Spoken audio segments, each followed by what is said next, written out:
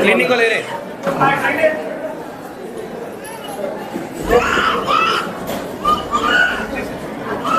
Cleaning లేదు.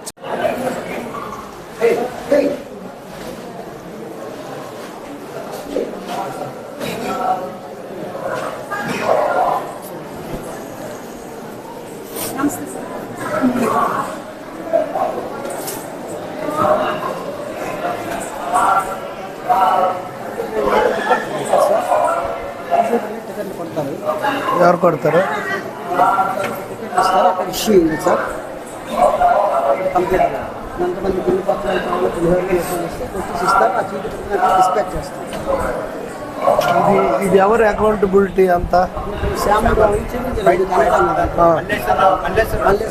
ఎన్ని పొట్లాలు చేశారు ఈవేళ?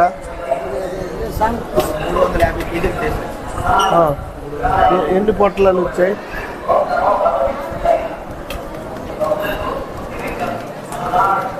8,050 ప్యాకెట్లు మనకి ఇంకా 3,786 ప్యాకెట్స్ సార్.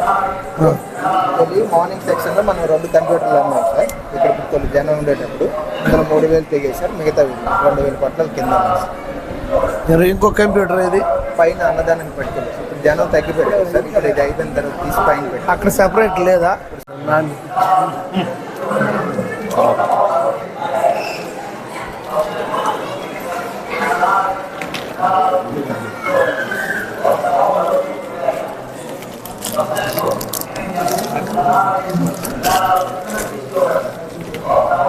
లడ్డు ఎంత అమ్ముతున్నారు? ఇది 10 రూపీస్.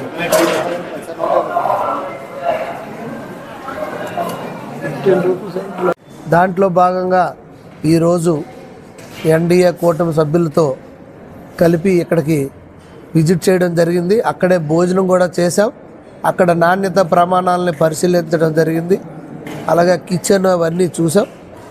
కిచెన్ ఇంకా ఆధునీకరణ చేసుకోవాల్సిన పరిస్థితి ఉంది. చాలా పురాతనమైన పద్ధతిలో నడుస్తుంది. మిగతా అంతా కూడా బాగానే ఉంది. ఇంకా హైజీనిక్గా మనం చేయాలి. అయితే లడ్డు అయితే ఇక్కడ నుండి మేము విశాఖ డైరీ నుండి ఇక్కడ తెప్పించడం జరుగుతుంది. నిత్యం విశాఖ డైరీ నుండి నెయ్యి తీసుకొచ్చి ఇక్కడ తయారు చేయడం జరుగుతుంది. కనుక ఇక్కడ నాణ్యత ప్రమాణాలన్నీ ప్రసాదం విషయంలో పాటిస్తూ అన్నీ శుభ్రంగా ఉన్నాయి. ఎలా ఇంకా మెరుగుపరచడానికి మేమందరం కూడా ఇంకా ప్రయత్నిస్తాం. ఇంకా టేస్ట్గా ఎలా చేయాలనే దానిపైన కూడా ఇంకా మేము శ్రద్ధ వహించి భక్తులకి ఇంకా మెరుగైన సౌకర్యాలు అందించడానికి నేను కానీ అలాగే ఇక్కడ కేంద్ర మంత్రి వర్యులు శ్రీ కింజరాపు రామ్మోహన్ రెడ్డి గారు కానీ రాష్ట్ర మంత్రులు అచ్చెన్నాయుడు గారు కానీ దీనికి ప్రసాదం స్కీమ్లో కూడా శాంక్షన్ అయ్యింది. దీన్ని ఇంకా ఆధునీకరణ చేసి ఈ ఆలయం ప్రాంగణం అంతా ఇంకా విస్తరణ పనులు చేపట్టడానికి కూడా ఇక్కడ మొన్న కలెక్టర్ గారి ఆధ్వర్యంలో కూడా ఒక మీటింగ్ కూడా జరుపుకున్నాం. ఆలయంకి ఇచ్చేసిన భక్తులకి ఇంకా మెరుగైన సౌకర్యాలు కల్పించే దిశగా మేము కృషి చేస్తామని ఈ సందర్భంగా తెలియజేసుకుంటూ నమస్కారం. విన్న వెంటనే చాలా దిగ్భ్రాంతికి లోనయ్యింది యావత్తు ప్రపంచం. అందులో భాగంగా మేము కూడా చాలా బాధపడ్డాం.